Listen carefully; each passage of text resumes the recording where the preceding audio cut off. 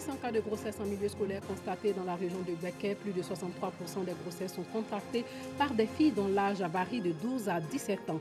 Beaucoup de Malgaches ne se rendront pas aux urnes le 7 novembre prochain pour le premier tour de la présidentielle avec un taux de pauvreté de plus de 76% selon la Banque mondiale.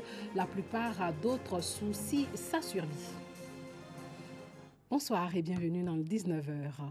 600 cas de grossesse en milieu scolaire déclarés dans la région de Beké, ce fléau bien souvent lié à la situation socio-économique défavorable des parents, au déficit d'éducation sexuelle des enfants, au comportement déviant des élèves et adultes, mais aussi au mariage précoce. Plus de 63% des grossesses sont contractées par des filles dont l'âge varie de 12 à 17 ans. Les acteurs du système éducatif tirent la sonnette d'alarme. Hassan Khan Kader Sogoudou nous montre l'ampleur du phénomène dans ce reportage.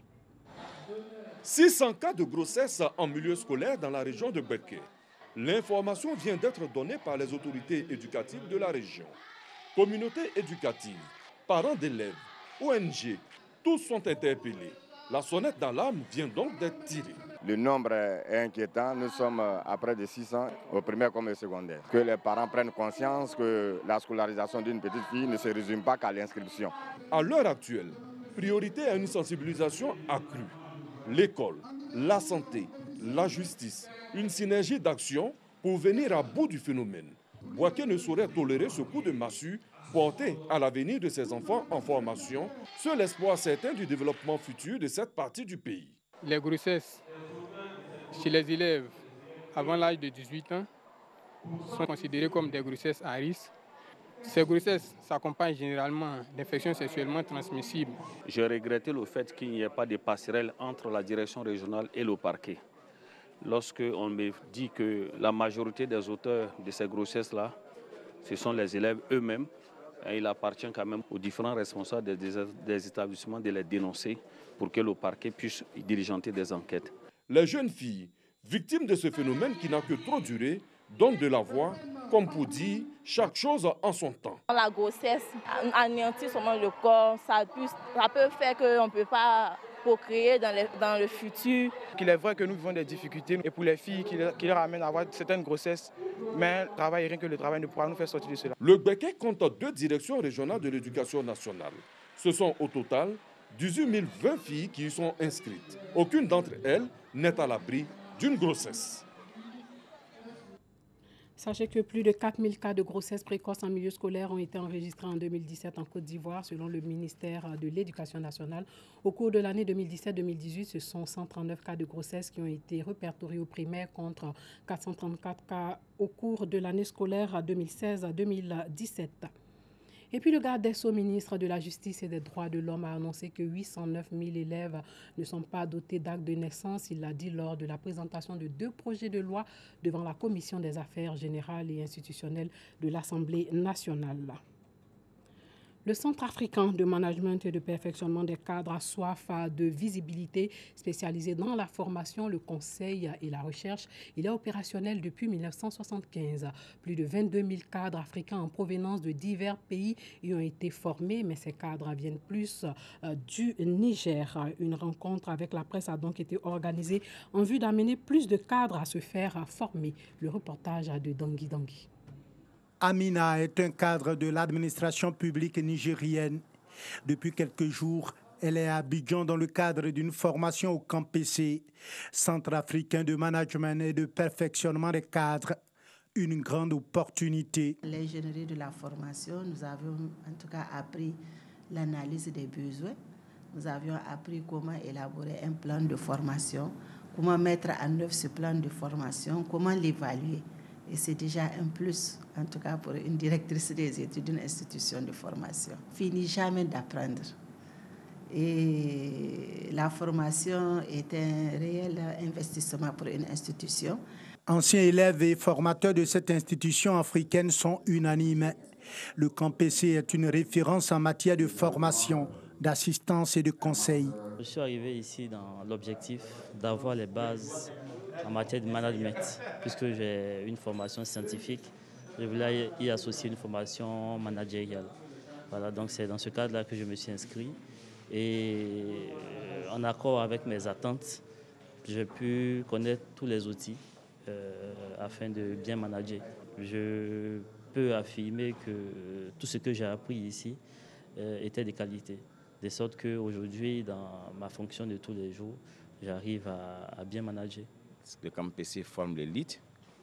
Ceux qui font la formation CAMPC sont recrutés parmi l'élite que l'Afrique a. Parce que ce n'est pas seulement que les Ivoiriens qui font cours ici. Et pour la vision de notre continent qui est l'émergence. Le Centre africain de management et de perfectionnement des cadres appartient à 6 pays africains, notamment le Niger, le Bénin, le Togo et la Côte d'Ivoire. Depuis sa création en 1975, le CAMPC a formé plus de 25 000 cadres africains et accompagné près de 6 000 entreprises et organisations.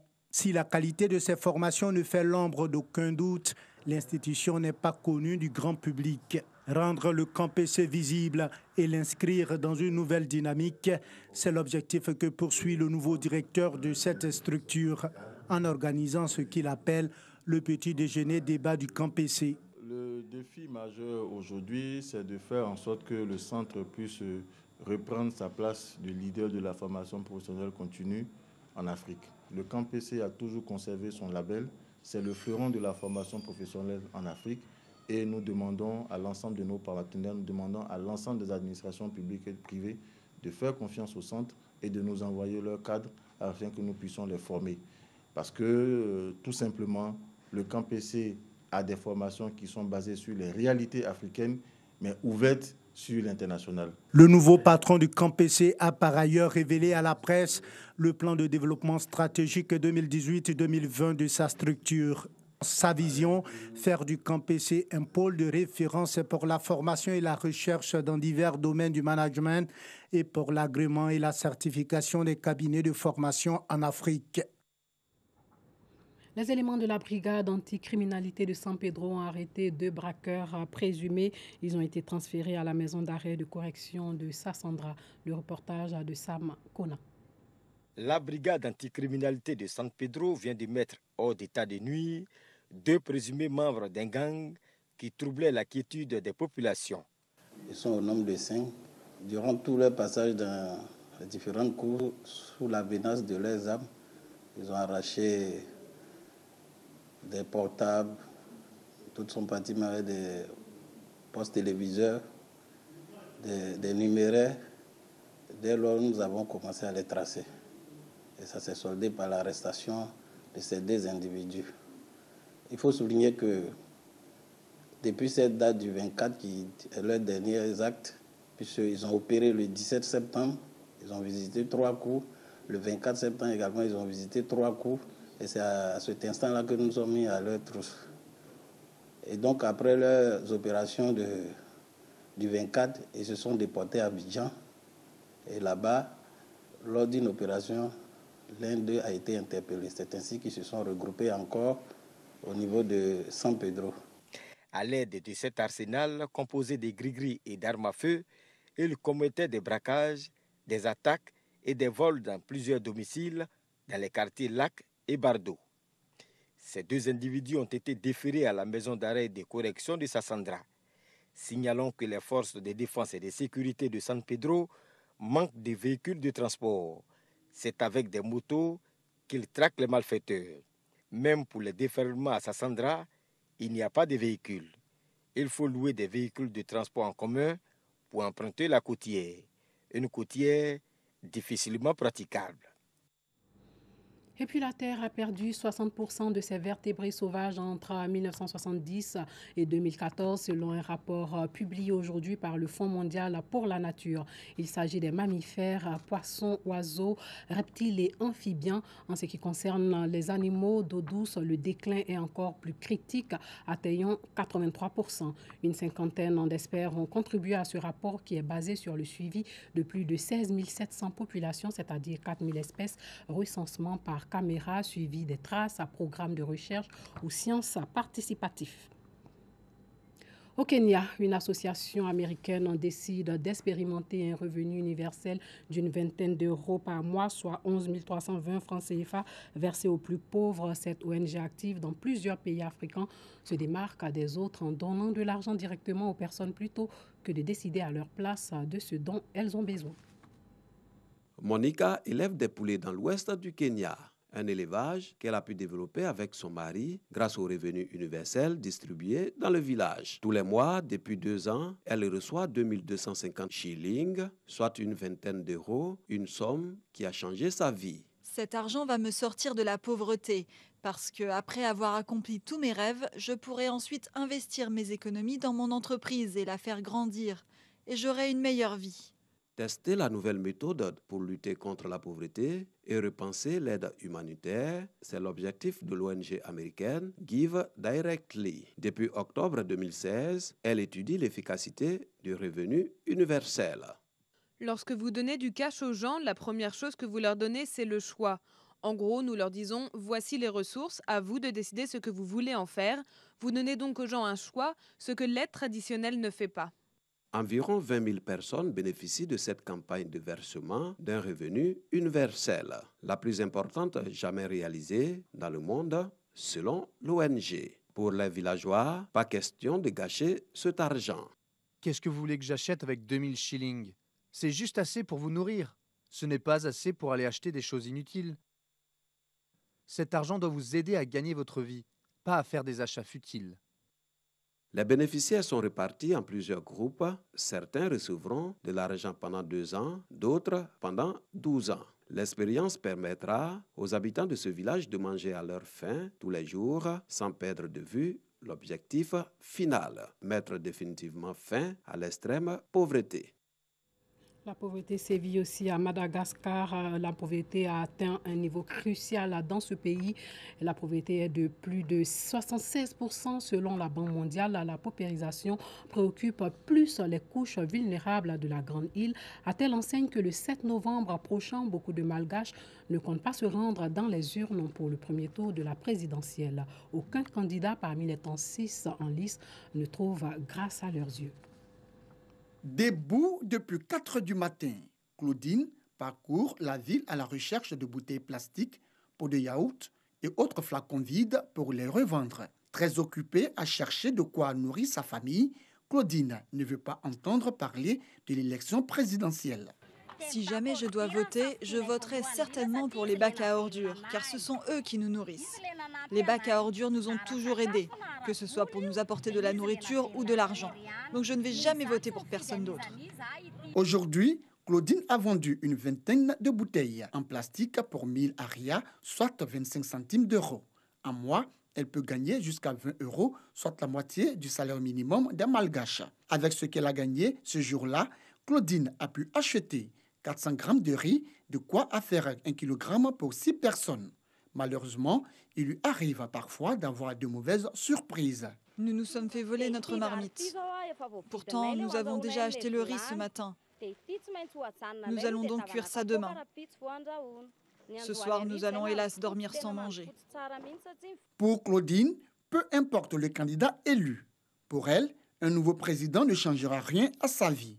Son ami Raymond, lui, est convaincu que son candidat a la solution pour redresser le pays. Il faut que tu ailles voter le 7 novembre, car si tu ne votes pas, le risque c'est que le candidat de ton choix ne soit pas élu. Je vais voter pour un candidat car je suis convaincu de son programme. Il va se préoccuper de nous, les pauvres, en termes de santé, en termes de sécurité. Malgré l'optimisme de son ami, difficile de convaincre Claudine, elle qui se sent délaissée par les politiciens. Madagascar est le seul pays à s'être appauvri depuis son indépendance en 1960 sans avoir connu la guerre. 9 Malgaches sur 10 vivent avec moins de 3 $ par jour. C'est toujours la désolation en Indonésie. Le pays a ordonné aujourd'hui une inspection de tous les Boeing 737 MAX après l'accident de l'appareil de la compagnie Lion Air qui s'est écrasé hier en mer avec 189 personnes à bord. Des dizaines de plongeurs ont été dépêchés sur le site de la disparition du vol. Des effets vestimentaires ont été retrouvés. Le récit de Paraga Sorokone. Les secours indonésiens ont retrouvé de nouveaux restes humains ce mardi sur le site de l'accident d'un avion de Lion Air qui a plongé dans la mer avec 181 personnes à bord. Des médias faisant état d'un dysfonctionnement sur instruments de bord. Les équipes ont pour l'heure rempli 10 sacs mortuaires de morceaux de corps. Les secours ont également rempli 14 sacs de débris divers, chaussures, portefeuilles ou vêtements. Un poste a été mis en place à l'intérieur de la salle de quarantaine. Les familles qui étaient venues chercher des passagers peuvent venir une à une. Nous aurons du renfort à l'intérieur. Veuillez entrer par la porte arrière. Des dizaines de plongeurs ont été dépêchés sur le site de la disparition du vol JT610, mais dès lundi soir, les services de secours n'avaient plus guère d'espoir de trouver des survivants. Le Boeing 737 MAX 8 de la compagnie indonésienne à Baku, entré en service il y a seulement quelques mois, a disparu des radars hier, 12 minutes après avoir décollé de Jakarta. Il s'est abîmé en mer de Java peu après avoir demandé au contrôle aérien l'autorisation de revenir dans la capitale indonésienne. L'Indonésie, un archipel d'Asie du Sud-Est de 17 000 îles et îlots, est très dépendante des liaisons aériennes et les accidents sont fréquents. Voilà, c'est tout pour ce soir. Merci de nous avoir suivis. Surtout, portez-vous bien.